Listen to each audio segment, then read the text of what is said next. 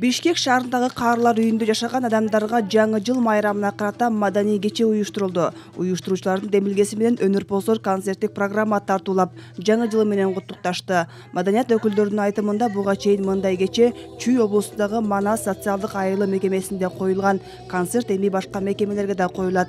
Аталган мекемеде 60 жаштан 90 жашка чейинки адамдар жана ден соолугунун мүмкүнчүлүгү чектелгендер жашайт. Ушунчалык шаңдуу, ушунчалык жакшы 10-20-30-нан баштап ушу бүгүнкү күнгө чейин күнүгө 2 жолу 3 жолу концерттер келип атат. Силерге окшогон жаштарга биз чоң рахматыбызды айтабыз. Канчалык кубанычта болсок биз, ошо силер ар бир жаштар келген сайын ушунчалык сонун ырларды, бийлерди бизге арнагатышат. 20 миңдик тарыхы менен ушу кыргыз дүйнөгө кыргыз эли болуп сакталып турат. Ошону сактап турган ушу өнөр адамдары биз болобуз да.